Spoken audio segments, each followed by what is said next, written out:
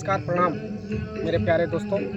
आज बहुत दिन के बाद मैं पुनः आपके समक्ष अपने गौरव गज़ल चैनल पे उपस्थित हुआ हूँ और आज बहुत सारी चर्चाएं करनी है, इसलिए हमारे चैनल पे आप बने रहें।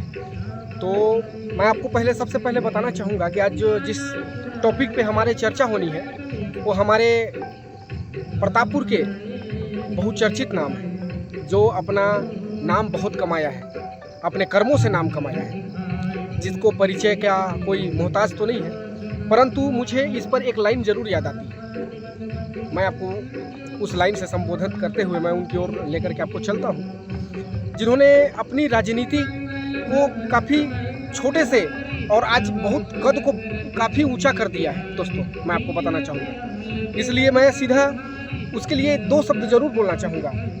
जो पसीने से नहाते हैं वो लिबास बदलते हैं। जी हाँ, जो पसीने से नहाते हैं वो लिबास बदलते हैं, और जो कुछ करके दिखाते हैं ऐसे ही लोग इतिहास बदलते हैं। मेरे दोस्तों, ऐसे ही लोग इतिहास बदलते हैं। आइए और चलिए, मैं ज़्यादा समय नहीं लूँगा, मैं उस शख्सियत से आपको रूबरू कराता हूँ जो कि अपने नाम का मोहताज नहीं है।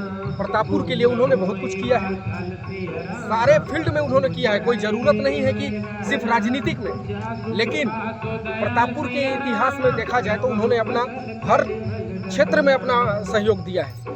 तो मैं आज आपको उनसे परिचय कराता हूं। हमारे बीच में उपस्थित है आदरणीय श्री अरविंद जायसवाल जी, जो कि नगर पंचायत प्रतापपुर वार्ड क्रमांक 7 के पार्षद हैं और जिला संयोजक नगरीय प्रकोष्ठ जिला सूरजपुर भाजपा। मैं उनका स्वागत करता हूं अपने चैनल पर। आइए सीधे लेकर के चलता हूं जायसवाल जी के पास।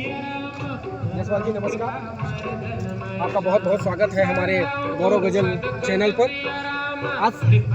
आज आपसे प्रश्न कुछ तीखी होंगी, कुछ मीठी होंगी, कुछ हंसी मजाक वाले भी होंगे। आज आपको इस चैनल पर लगभग 18,000 लोग आपको सीधा देख पा रहे हैं। तो चलिए, मैं शुरुआत आपसे यही करना चाहूँगा जायसवाल जी, आपने नाम, इज्जत, प्रतिष्ठा सब कुछ प्रतापपुर में कमाया है और प्रतापपुर के लोगों ने आपको वो चीज़ दिया भी है, क्योंकि आपने हर फील्ड में आपकी शुरुआत। चलिए, मैं सीधे आपसे पहला प्रश्न करता हूँ, आपका बचपन एवं पारिवारिक पृष्ठभूमि के बारे में हमारे दर्शकों को बताइए, कैसा रहा आपका बचपन? सबसे पहले धन्यवाद कौशल जी, आपने अपने YouTube चैनल पे हमको बुलाया इसके लिए, और आप हमारे बचपन की गाथा को जानना चाहते हैं। तो मेरा बचपन ऐसा रहा कि हमारे 2 भाई पहले छोटे में ही गुजर गए थे। पिताजी शिक्षक थे, तो हमने देखा उनको कि वह पढ़ाने के अलावा सुबह उन दरवाजे पे 8-10 लोग गांव के चले आते थे, वह कुछ न कुछ लिखा पढ़ा करते थे, किसी न किसी माध्यम से वो सहयोग किया करते थे। हम भी इंतज़ार करते थे, पढ़ाई भी करते थे। बाद में क्लास 8 के बाद समझ में आया कि आखिर ये क्यों करते हैं। बाद में यह हमको एहसास हो गया कि यह सिर्फ अपना शिक्षक का दायित्व निभाने के साथ साथ सामाजिक दायित्व भी निभाते हैं। उनको देखकर हमको प्रेरणा मिला। हम सिर्फ शिक्षा भी ग्रहण किए और समय का इंतजार करते थे कि हमको भी सेवा का मौका मिले और हम भी इनके मार्ग पे चल पड़े। तो आज हम चल करके थोड़ा सा मैं आपसे बात करना चाहूँगा, क्योंकि ये बहुत खास इंटरव्यू, जैसा कि मैं अच्छा, तो हमारे दर्शकों को आप ये बताइए कि आपका मेडिकल लाइफ और ये छात्र जीवन में आपका कैसा, छात्र जीवन में रुचि कैसा रहा, और मेडिकल जीवन में आप कैसे आए?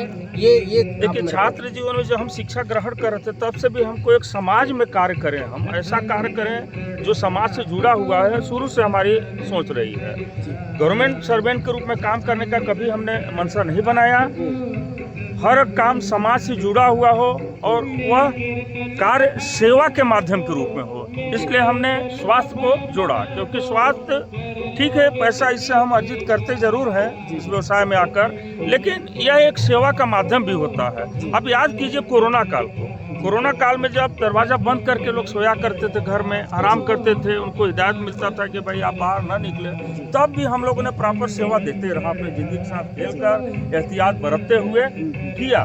सेवा करता रहा। अच्छा, मैंने सुना है कि मेडिकल लाइफ में जो सेवा आपने दी है, साथ साथ उसके साथ आप अस्पताल का भी शुरुआत कर दिए हैं, मतलब डॉक्टर वगैरह भी परमानेंट रहते हैं वहाँ पे, ऐसा कुछ? कौशल जी, एक्चुअल में जब मेरे पिताजी का देहांत हुआ तो 3 साल तक हमने बहुत जगह उनका इलाज करवाया। इलाज कराने समय आर्थिक स्थिति भी टूट गई थी और बहुत सारे कठिनाइयों का सामना करना पड़ा। उस समय हमको गरीबों के दर्द का एहसास हुआ कि आखिर एक छोटा व्यक्ति, गरीब आदमी कैसे इलाज करा पाता होगा, जबकि हम एक मध्यम परिवार से थे, हमारे पिताजी शिक्षक थे, तब तो हम तो टूट गए, तो उनके अंदर क्या व्यथा आती होगी। हमने एक प्रण किया था, समय का इंतजार कर रहा था, समय एक अच्छी आई और उनके नाम से एक मेमोरियल हॉस्पिटल खोला जिसका नाम है श्री द्वारिका मेमोरियल हॉस्पिटल। उसमें गरीब या जिनके पास कम पैसे हैं या पैसे नहीं हैं, सभी को समान इलाज दिया जाता है। जायसवाल जी, सवाल जवाब के सिलसिले तो बहुत हैं, इतने हैं कि ख़त्म होंगे नहीं, लेकिन चलिए उससे आगे बढ़ते हुए मैं आपसे प्रश्न करता हूँ कि यदि पार्टी या आपके संगठन आपको यह दायित्व देती है कि आप नगर पंचायत के अध्यक्ष पद पर आरूढ़ हो जाते हैं, तो आप इस प्रतापपुर को जिस स्थिति पे, जिस जगह पे खड़ी है, उसको आगे कितना और देखना चाहेंगे? कितना, प्रतापपुर प्राचीन काल से मंदिरों की नगरी है जी। तो हमारी पूरी प्रयास रहेगी प्रतापपुर एक बहुत अच्छी बड़ी संभावना है यहाँ पर्यटक स्थल के रूप में विकसित हो, चूँकि यह मंदिरों की नगरी है और यहाँ के लोग भी भक्त की तरह रहते हैं हमेशा। यह हमारी पूरी हमेशा इच्छा रहेगी कि इस रूप में विकसित हो, यहाँ के लोगों का रोजगार बढ़े। और सबसे बड़ी हमको दुख यह होता है कि शासन इतनी अच्छी योजनाएं बना रखी है। आज नरेंद्र मोदी जी की सरकार, भारतीय जनता पार्टी केंद्र सरकार है, गांव, गरीब, किसान, मजदूर, असहाय सबके लिए एक से एक योजनाएं बना रखी है। जिनके पास पैसे नहीं है उनके लिए भी लोन लेने की प्रक्रिया बना रखी है।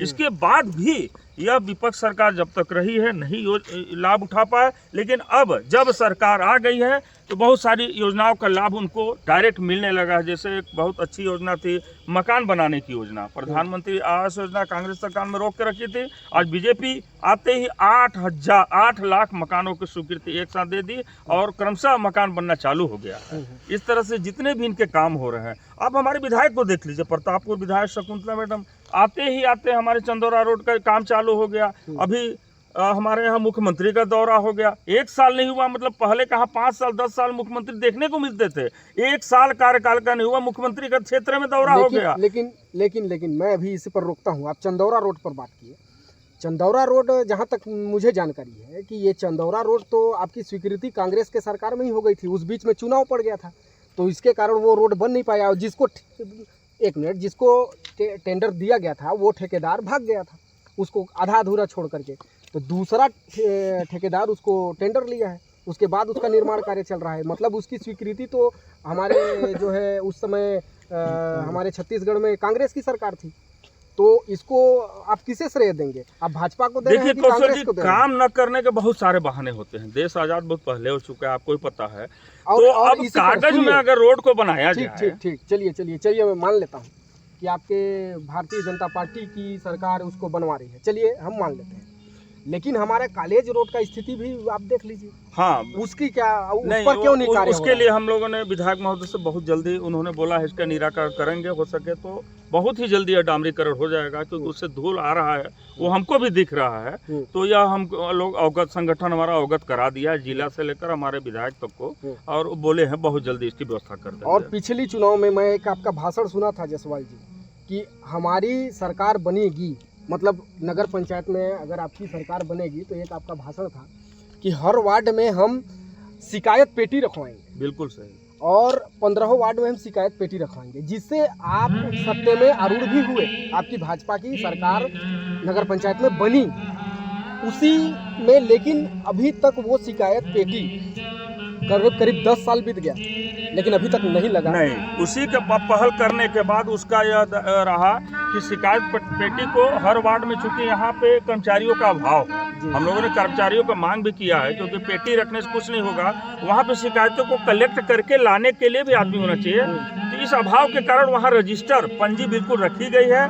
आप, हमारी जब सरकार थी, जो वहाँ पे रजिस्टर पंजी पे लिख के आते थे, उस पर त्वरित 1 सप्ताह के अंतर्गत निराकरण होता था। वह शुरुआत हमने ही, हमारी सरकार के समय ही हुआ। चलिए, सवाल जवाब तो चलते रहेंगे, इसके साथ साथ मैं अब चाहूँगा कि हमारी जनता को अब विदाई लेने का समय हो चुका है जायसवाल जी। फिर मौका मिलेगा तो जरूर आपसे मुलाकात होगी। धन्यवाद जय कौशल श्री जी। राम। प्यारे दर्शकों, मैं आपको बताना चाहूँगा आज हमारे बीच नगर के अरविंद जायसवाल जी, जो कि भारतीय जनता पार्टी के एक बहुत अच्छे पद पर हैं और जो कि नगर पंचायत अध्यक्ष का भी चुनाव, हमारे नगरीय निकाय चुनाव होना है, उस चुनाव में अध्यक्ष पद के एक प्रबल दावेदार हैं। इस बीच में इनसे बातें हुई, बहुत सारी खट्टी मीठी सवाल जवाब हुए। आगे और भी होंगे, आगे और भी कई सारे शख्सियत से आपको मुलाकात करवाऊंगा इसी राजनीति को लेकर के।